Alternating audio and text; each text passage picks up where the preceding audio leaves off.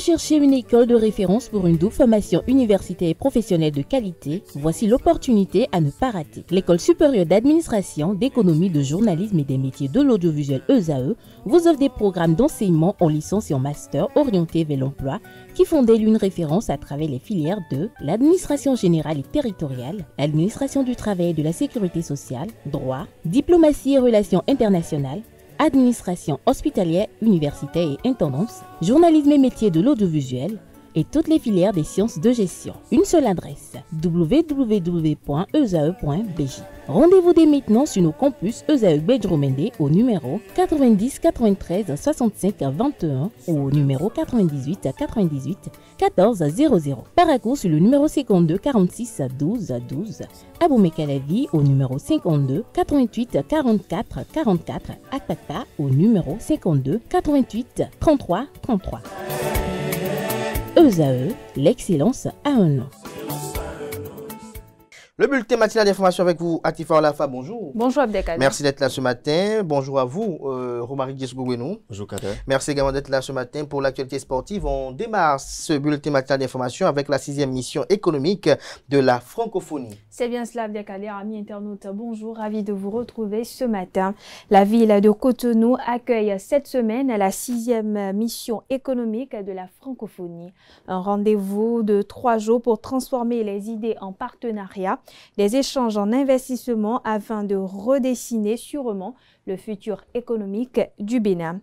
Organisé par l'Organisation internationale de la francophonie OIF en partenariat avec le gouvernement béninois, cette rencontre constitue une première en Afrique de l'Ouest et marque un tournant stratégique dans l'ambition économique de la francophonie. L'objectif des missions économiques est de créer des liens entre les hommes et les femmes d'affaires de l'Afrique francophone. Notons que la 6e mission économique à Cotonou réunit plus de 120 entreprises et institutions économiques en provenance de toutes les régions francophones, notamment l'Afrique, l'Amérique, l'Asie, les Caraïbes, l'Europe, l'océan Indien et le Moyen-Orient. À cela s'ajoutent 200 entreprises béninoises ainsi qu'une cinquantaine d'institutions de l'écosystème économique global international. Elle met l'accent sur 3 secteurs, à savoir l'agro-industrie, les industries culturelles et créatives et la transformation numérique. Infrastructure marchande à Cotonou, on s'y intéresse notamment par rapport au prix de location des dites infrastructures. C'est bien cela, Abdelkader. C'est la fin de la gratuité après 1 an d'ouverture des marchés urbains à Cotonou à compter du mois de juillet 2025. À compter justement du mois de juillet, les usagers des nouveaux marchés urbains de Cotonou commenceront à payer une redevance. L'annonce a été faite le 15 juin dernier à l'occasion de la célébration du 1er anniversaire du marché de Kadjeron. À en croire la directrice de l'Agence nationale de gestion des marchés ANAGEM, Eunice Loisel, la redevance est de 600 francs CFA qui sera exigée. Les tarifs seront précisés pour chaque cas dans les prochains jours, a précisé la directrice de l'ANAGEM. Lutte contre la désertification, j'y arrive, et la sécheresse. La journée de ce mardi 17 juin 2025 a été consacrée à la lutte contre la désertification et la sécheresse. Adoptée le 17 juin 1992 par l'ONU, cette journée a pour but de nous rappeler les dangers de la désertification et de la sécheresse. À cette occasion, le secrétaire général de l'ONG Les Béatitudes, Alfred Quenom, nous édifie sur les causes et conséquences de la désertification et de la sécheresse. Des propos recueillis par Komlan Kanté à Moussou. On parle de désertification aujourd'hui parce que, dans un premier temps, l'action de l'homme sur l'environnement, sur la nature, amène à créer un certain nombre de phénomènes. Et ces phénomènes, c'est que l'on peut faire appel à certaines choses, à certaines calamités sur la terre. Et ces choses se produisent. C'est-à-dire qu'il y a des forces qui sont invoquées dans le soleil. Et ces forces doivent travailler. Et ces forces, en travaillant, peuvent peuvent créer la famine, peuvent créer la désertification, peuvent créer des calamités dans la nature. C'est aussi bien valable pour le soleil que pour la lune. Donc on peut les utiliser, c'est comme pendant les moments de pluie, où les gens arrêtent la pluie. Ça, c'est une action de l'homme. Quand l'homme arrête la pluie, il crée une sécheresse, qui est une sécheresse humaine. De la même manière, tous ces contrôles-là peuvent être faits donc par les humains. L'homme est intégré à l'environnement. Et l'environnement et l'homme doivent vivre en harmonie. Il doit avoir, une fois que cette harmonie est brisée, cela se manifeste par des effets que l'on ne pourra réellement pas comprendre. Il y aura la famine, il y aura la sécheresse, il y aura beaucoup de choses, il y aura la stérilité, toutes sortes de choses vont se produire sur l'humain. Pourquoi? Parce que l'environnement dans lequel il est en train de vivre, il n'est pas arrivé à créer une certaine communion, une certaine symbiose dans cet environnement. Donc cela se manifeste donc par des effets qui sont nuisibles à l'homme, qu'on le veuille ou non.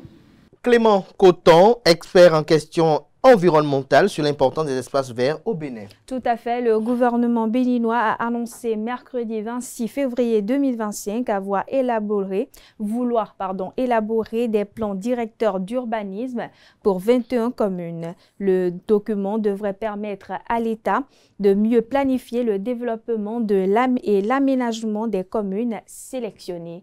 3 villes ont déjà été dotées de ces plans d'urbanisme. Interrogé à ce sujet, Clément Coton, expert en questions environnementales, nous édifie davantage sur le sujet. Suivons-le au micro de Francis Ola Farami. Le Bénin continue d'être, disons, un pays vert, si vous voulez qu'on le dise en termes banals. Mais le qui est le gros problème et que nous essayons de résoudre, c'est de tout faire que les populations riveraines de ces forêts-là, qui ne vivent que de ces forêts-là, nous trouvons d'autres activités qui peuvent leur permettre d'avoir des revenus ou bien de se servir de cette forêt d'une manière rationnelle. Parce que de plus en plus, si vous déplacez ces populations riveraines-là, qui ne vivent que de ça, nous avons un gros problème. Donc si nous devons continuer d'être le poumon vert, comme on fait l'effort de se maintenir aujourd'hui, nous devons nécessairement nous occuper de ces populations rurales.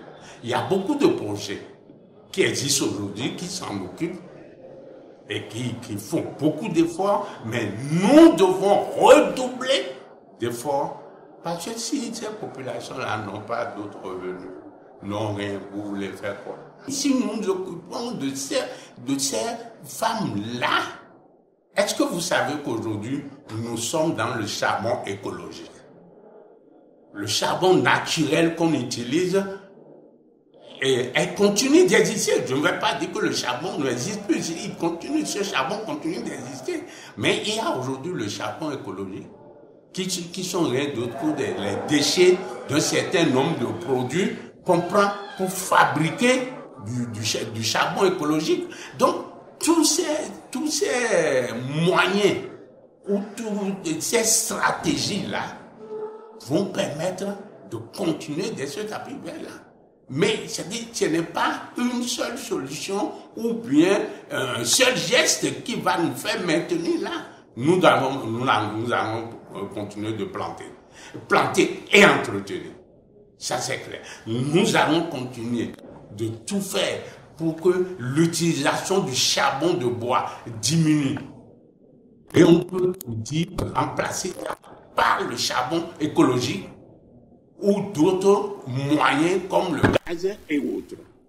Nous allons continuer de tout faire pour que les bonnes dames qui vivent tout autour, bien les populations qui sont tout autour de ces, comment on appelle, de ces forêts, aient d'autres moyens de survivre outre que cette forêt-là. Donc, ça veut dire qu'on ne peut pas se maintenir si on ne prend pas des décisions stratégiques qui atteignent réellement leurs populations. Donc, c'est pour vous dire en termes clairs, les populations sont toujours au centre de ce que nous faisons. Et si nous ne nous occupons pas de ce que nous faisons, nous n'aurons pas les résultats que nous attendons. On finit avec cette visite de travail du président guinéen Mamadi Doumbouya au président ivoirien Alassane Dramane Ouattara en Côte d'Ivoire. C'est exact. En Côte d'Ivoire, le président de la transition guinéenne, le général Mamadi Doumbouya, est en visite de travail pour 2 jours en Côte d'Ivoire. Le renforcement de la coopération économique entre les 2 pays et la situation politique étaient au cœur des échanges. Le général Mamadi Doumbouya a remercié son homologue ivoirien Alassane Ouattara pour son soutien auprès de la CEDEAO après son accession au pouvoir en 2021. Le président ivoirien espère également renforcer les échanges commerciaux estimés à près de 100 milliards de francs CFA, soit environ 152 millions d'euros. La 3e session de coopération devrait bientôt être organisée pour étudier les projets en commun comme le chemin de fer devant relier San Pedro à Conakry. Et voilà, Abdelkader, c'est tout pour le bulletin matinal d'information. Merci à vous, Atifa Olafa, pour cette présentation du bulletin matinal d'information. On vous retrouve à 19h pour la grande édition du journal télévisé sur EZAE TV. Place à présent à l'actualité sportive avec Romaric Djessougo Benou.